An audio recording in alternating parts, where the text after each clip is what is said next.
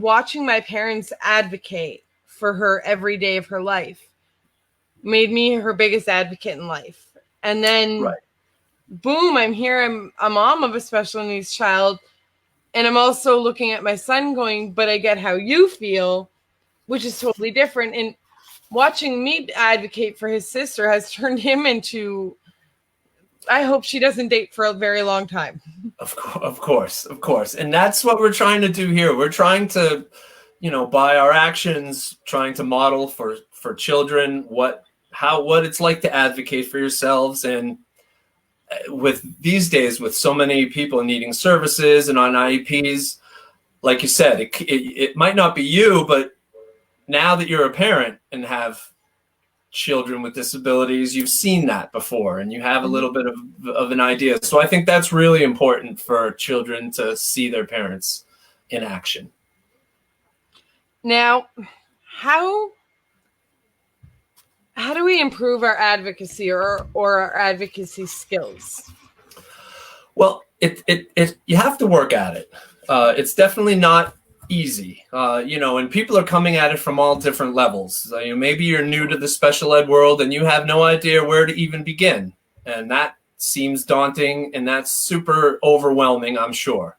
Right. When I went through the training last year, there were a few of us with a special education background, but I would say 80% of the people in the class had no education background, and they were just parents looking to improve their knowledge, just to gain information.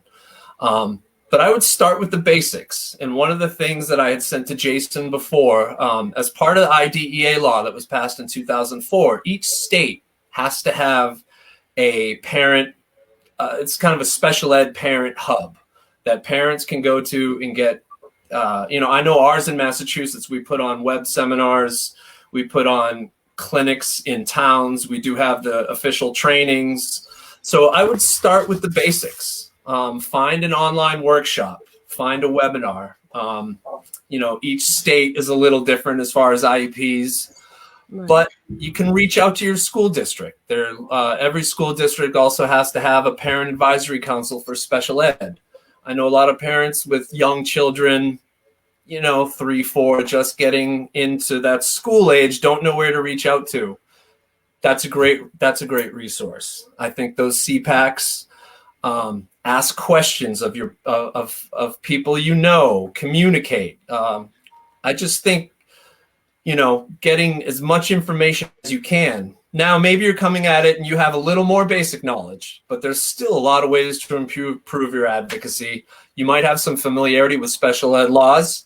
If that's the case, you can sign up. I know even on YouTube there's a lot of webinars about specifics, whether it's assessments, whether it's transition planning, whether it's that 18 to 22, area after high school.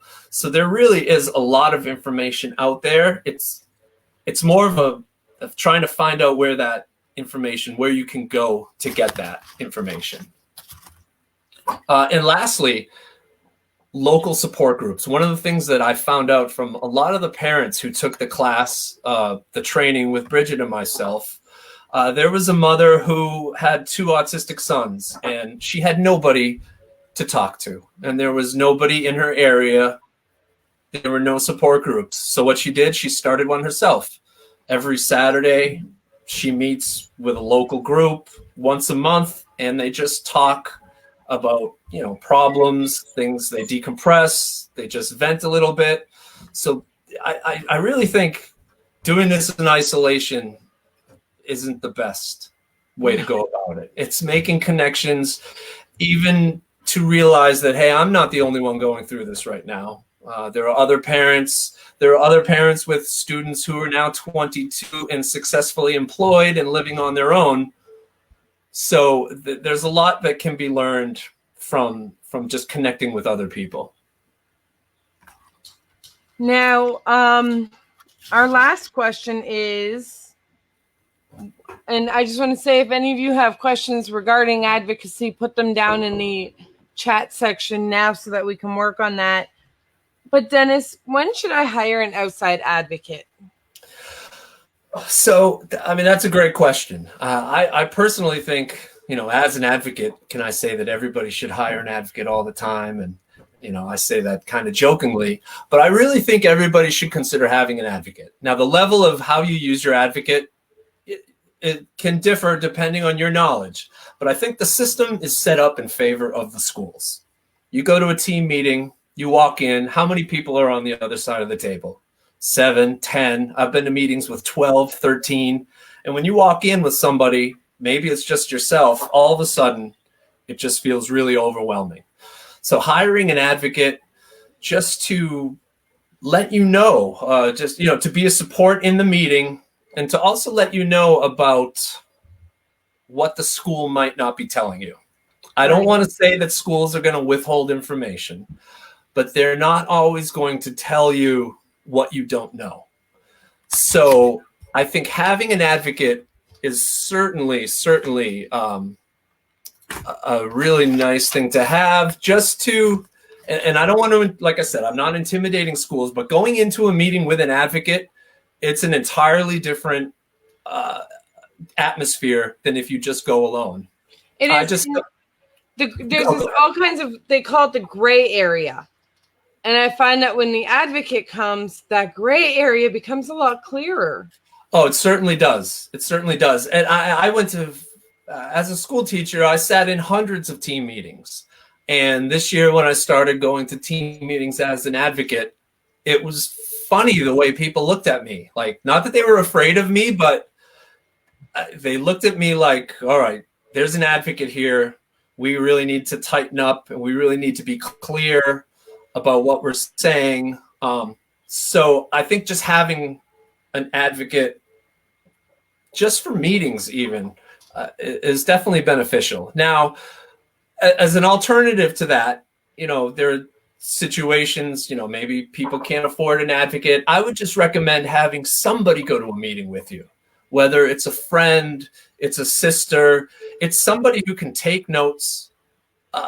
Once you're in a meeting about your own child, which I discovered that this year, it's a whole different world. There are things being told to you, and you walk out of that meeting and realize I really didn't process much of it, and I have so many questions that I didn't ask. So, maybe if you can't hire an advocate, I think it's always important to have somebody in the meeting with you to tell you that, hey, maybe I misread how that special ed director was speaking. Maybe I took it the wrong way, and because I was a little emotional, and the person with me after the meeting kind of, let's go over the meeting. How did it go? And they can give you things a little more where your emotions aren't clouding the picture. So I do think, and if you're not going to hire an advocate, I think, I know all the advocates I work with are so willing to consult. I have free consults. I know Bridget does. Any advocate is doing this because they want to help children. So I know that even just picking up the phone and making a phone call to an advocate just to discuss what might be going on would definitely be worthwhile too. And one last thing, and I don't have my binder here, but if you are, there's a lot of organization involved with this. There's meeting invites, there's evaluations, there's progress reports, there's report cards, there's emails from the school. If organization isn't, your thing, I think that's, again, another reason to hire an advocate. I know Bridget and I, we didn't create the binder, but we use a 3-ring binder specifically with different sections, and it just makes everything, you have it all in one spot. You can easily reference past IEPs when you're in meetings.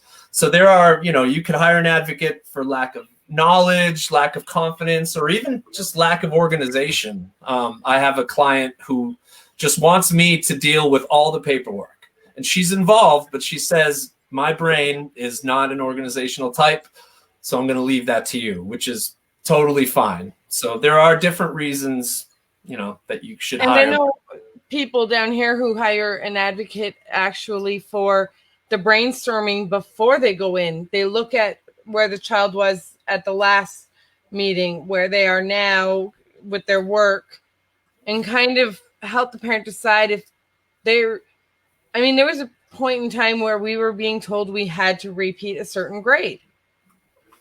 And we sat down, we had an outside source look at all the paperwork with us, and she was far and ahead of a lot of these kids, but they wanted to hold her back anyway. Right. I think, yeah, having an advocate just to bounce some ideas off. And maybe an advocate, I think part of also being an advocate, and I'm not sure I mentioned this before, is being honest with both parties.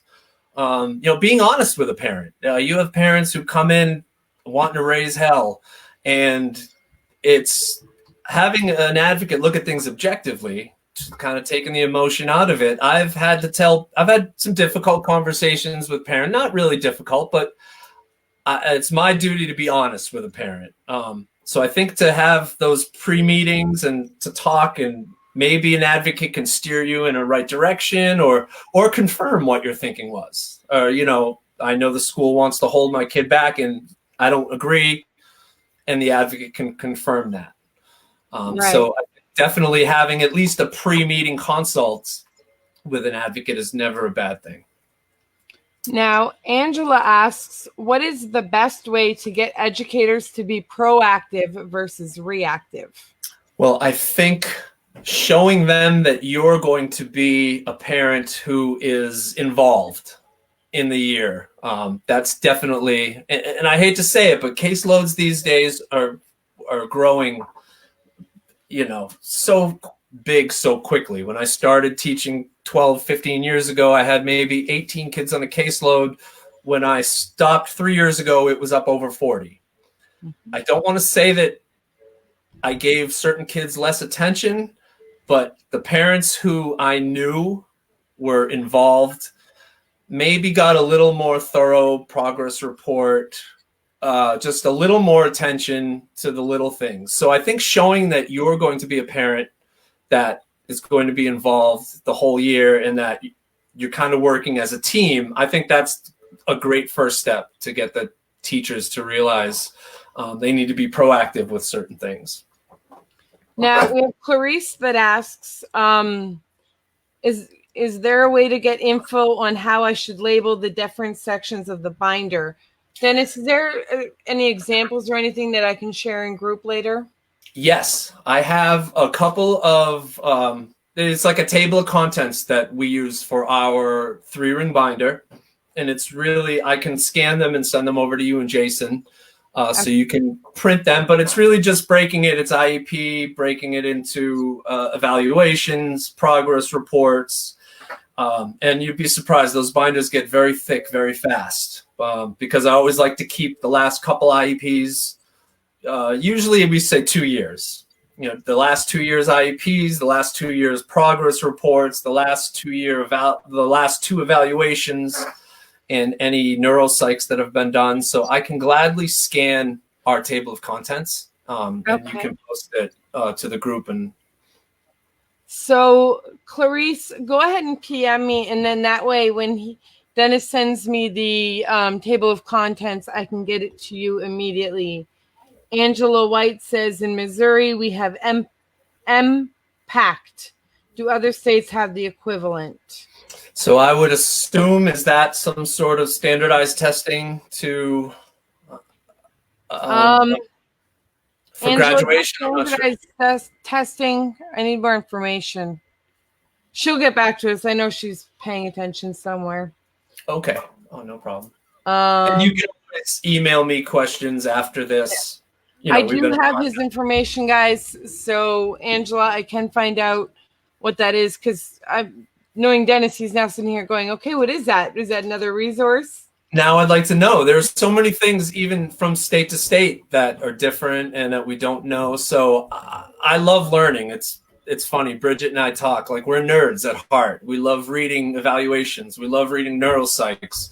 We love finding new information. So now I am wondering what that is. And that's how it should be. A constant desire to learn. I mean, then you'll never get bored. No. And there's always something, things are changing, constantly, regulations are being updated and schools' policies. So I think just that lifelong learning. And that's kind of what I talked about at the beginning. It's being a good advocate does require, that learning piece and that work. Now, I just want to get into real quick